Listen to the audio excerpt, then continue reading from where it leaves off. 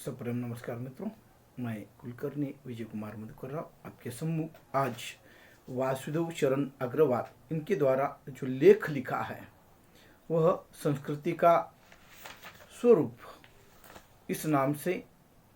इसमें जो संस्कृति है उस संस्कृति का महत्व तथा नई और पुराने विचारों को लेकर संस्कृति का विकास किया जा सकता है और संस्कृति का असर सामाजिक जीवन पर होता है और उससे ही समाज विकसनशील होता है। आदि बातें यह संस्कृति का स्वरूप इसमें वासुदेव शरण अग्रवाल इन्होंने व्यक्त की है। तो इसमें वो कहते हैं संस्कृति मूलतः क्या है ये देखते हैं। संस्कृति यानी जो देश की परंपराएं है, देश की रहन सहन है, देश के गीत है, देश का खान पान है, देश के लोगों के विचार है। संस्कृति के कारण विचार पनपते हैं। रहन सहन, खान पान, वेशभूषा, बोली, ये सारी बातें संस्कृति के अंदर आते हैं। तीज त्योहार, इन बातों के कारण मनुष्य के जीवन में संस्कार होते हैं और मनुष्य संस्कारशील बनता है। और मनुष्य जब संस्कारशील बनता है यकीनन समाज और राष्ट्र संस्कारशील बनता है। इसलिए हमें हमारे संस्कृति के प्रति जुड़कर रहना चाहिए, क्योंकि संस्कृति की प्रवृत्ति महाफल देने वाली है, ऐसा वासुदेव शरण अग्रवाल कहते हैं।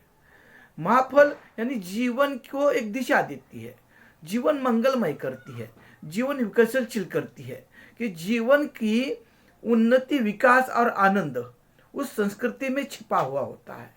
संस्कृति मनुष्य के विभिन्न जो अंग है उस अंग को वहां पर विकसित करती है, कायिक, अंगिक, वाचिक, मानसिक, तथा उस पर वह अपने देश के प्रति, राष्ट्र के प्रति जो एकता है उस एकता को भी विकसित करती है। और इसलिए जितना मनुष्य जीवन के लिए अर्थ आवश्यक है, पैसा आवश्यक है, उसी तरह से मनुष्य को अपनी संस्कृति भी उतनी ही आवश्यक है। क्योंकि पैसा है, भौतिक सुख सुविधा है, लेकिन अंतर मन में शांति नहीं है, संस्कार नहीं है, या हमें उस अपने उस विचारों को कहाँ जाना है यह पता नहीं, तो उस अर्थ का कोई मतलब नहीं है। इसलिए अर्थ जितना जीवन के लिए उपयोगी है उसी तरह से संस्कृति भी मनुष्य के उन्नति के लिए महत्वपूर्ण समझी जाती है। क्योंकि सिर्फ शरीर सशक्त होना महत्वपूर्ण नहीं है। जैसे शरीर सशक्त होना महत्वपूर्ण है, उसी तरह से शरीर के अंदर जो मन है, जो मन भी उतना ही सशक्त होना चाहिए। मन अगर सशक्त है तो मनुष्य कोई भी कार्य कर सकता है, और इसलिए वो कार्य करने के लिए मन की शक्ति भी उतनी आवश्यक है, और उस मन पर असर होता है संस्कृति का। वैसे देखा जाए तो अनेकों प्रकार के समाज में लोग हैं, अनेकों जगत में लोग हैं, विश्व में लोग हैं, अनेकों की संस्कृति अलग है। लेकिन जब हम हमारी संस्कृति की बात करते हैं तब हमारी संस्कृति जो के साथ हमें जुड़कर रहना चाहिए, हमें उसका विकास करना चाहिए। जैसा संस्कृति को के साथ क्यों जुड़कर रहना चाहिए? क्योंकि जैसे किसी माता पिता के संस्कार का असर बच्चों पर होता है, उनके संतानों पर होता है, और उसी तरह से वह व्यवहार करता है, उसी तरह से संस्कृति का असर समाज पटल पर होता है, और समाज पटल उस दिशा की ओर जाता है, और समाज के अंदर विचार, प्रेम, आस्था, जो मानवीय गुण है, उन मानवीय गुणों का जो अंकन होता है, जो मानवीय गुणों की प्रभाव होता है, संस्कृति के कारण होता है। और इसलिए संस्कृति के साथ हमें जुड़कर रहना चाहिए।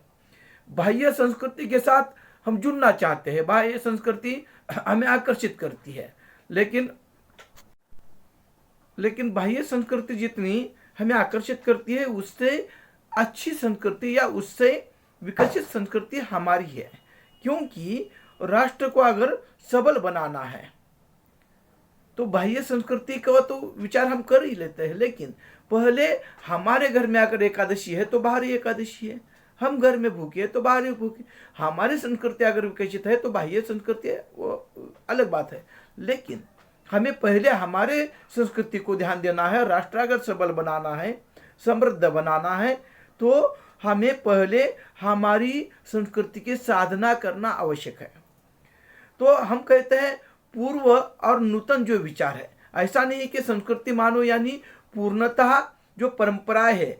अगर एकाध परंपरा आपको गलत लगती है या एकाध परंपरा हमें तत्कालीन स्थिति से या उस मानवीय जीवन के साथ संबंध रखती है, आज हमें वर्तमान में वह अच्छी नहीं लगती या हमारे विचारों के साथ टकराट होता है, तब कुछ नए विचार उस संस्कृति के साथ जोड़कर हम विकास कर सकते हैं। लेकिन पूर्णतः पुरानी संस्कृति गलत है, पुरानी विचार गलत है, ऐसा नहीं हो सकता। इसलिए पुराने और नए विचारों को मिलकर आगे अगर जाते हैं, तब वहां पर नई संस्कृति पनपती है और वहां पर समाज को एक आदर्श दिशा देती है। और इसलिए हमें पूर्व और नूतन संस्कृति का मिलन कर समाज का विकास करना होगा। और पुराने संस्कृति में जैसे हमारे यहाँ ज्ञान का भांडार पड़ा है, जैसे ऋग्वेद है, कालिदास, गुप्त काल में स्वर्ण युग, यह सारे बातें वहाँ पर तत्कालीन भावना को प्रकट करते हैं। और उस भावना का प्रकट होना यानी देश की समृद्धि को विकसित करना होता है। और उस देश की विकसित संस्कृति के लिए वहाँ पर हमें संस्कृति के साथ जुड़ना चाहिए। पुराने और नए विचारों का अगर मेल हम रखते हैं तब हमारा विकास होगा। ऐसा नहीं कि पुराने विचारों के साथ किसी ने कहा है, किसी ऋषि मुनि ने कहा है तो वही हम मान ले, लेकिन उसमें हम विवेक के साथ, विचार के साथ जुड़कर आगे विकास कर सकते हैं। इसलिए हमें हमारी संस्कृति के साथ जुड़ना है। पुराना है इसलिए हम उसका विरोध नहीं कर सकते। और इसी को लेकर वासुदेव शरण अग्रवाल कहते हैं, नए और पुराने के संघर्ष में इस प्रकार का सुलझा हुआ और साहसपूर्ण दृष्टिकोण रखना आवश्यक है।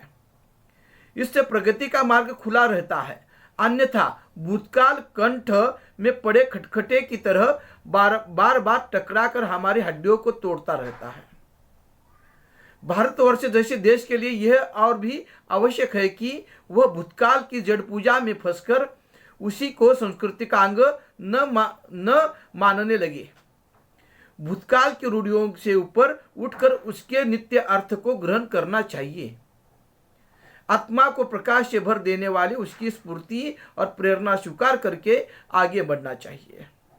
जब कर्म की सिद्धि पर मनुष्य का ध्यान जाता है तब वह अनेकों दोषों से बच जाता है।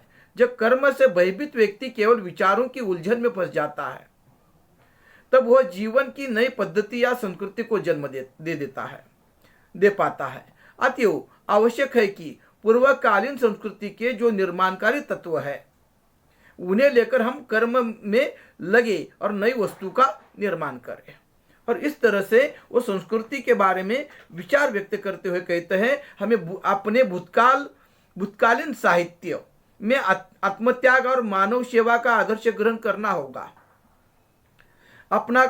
अपनी कला में से अध्यात्म और भाव की प्रतिष्ठा और सौंदर्य विधान के अनेक रूपों और अभिप्रायों को पुनः स्वीकार करना होगा। अपने दार्शनिक विचारों में से उस दृष्टिकोण को अपनाना होगा जो समन्वय, मेलजोल, समवाय और संप्रीति के प्रति मंत्र की शिक्षा देता है, जो ईश्वर के भावी संबंधों का एकमात्र नियामिक दृष्टिकोण कहा जाता है। अपने उच्च धार्मिक सिद्धांतों को न मत कर उनका सार ग्रहण करना होगा। तो ये सारी संस्कृति के जो तत्व है, जो विचार है, उसे अपनाकर हमें हमारे देश का वहाँ पर विकास करना है। साहित्य हो, कला हो, दर्शन और धर्म से जो मूल्यवान सामग्री हमें मिल सकती है उसे नए जीवन के लिए ग्रहण करना, यही सांस्कृतिक कर्म की उचित शिक्षा और सच्ची उपयोगिता है। इस तरह से वासुदेव शरण अग्रवाल जी ने संस्कृति का स्वरूप, इसमें जो अपनी संस्कृति के बारे में बातें कही है, उन्होंने सृष्टि जो बनाई गई है उसका भी वहाँ पर उल्लेख किया है, जो पीछे छूट गया है। तो पृथ्वी और आकाश के बीच जो विशाल अंतराल नाना रूपों में भरने लगा है, सूर्य, चंद्र, तारे, मेघ, षड ऋतु, उषा, संध्या अधिक अनेक प्रकार के रूप हमारे आकाश में भर गए थे, वे देवशिल्प थे। और इस तरह से जो हमें प्राचीन परंपरा की देन है, जो अनेक ज्ञान भंडार वहाँ पर भारतीय संस्कृति में पड़ा है, उसमें से जो ज्ञान और नया ज्ञान मिलकर हमें इस भारतीय संस्कृति का विकास करना चाहिए। भारतीय संस्कृति का जब विकास होगा, व्यक्ति का विकास होगा, समाज का विकास होगा, राष्ट्र का विकास होगा। इसलिए हमें सिर्फ वो पुराना है इसलिए उसे तिरस्कार करना और ये नया है इसलिए मोह रखना नहीं, तो दोनों के साथ मिलकर विवेक जागृत करते हुए हमें हमारी संस्कृति की वहाँ पर उपासना करनी चाहिए, और तब ही सब वहाँ पर विकास होता है। इस तरह से वासुदेव शरण अग्रवाल जी ने संस्कृति का स्वरूप इसमें अपना विचार व्यक्त किया है, जो एक लेख है। नमस्कार।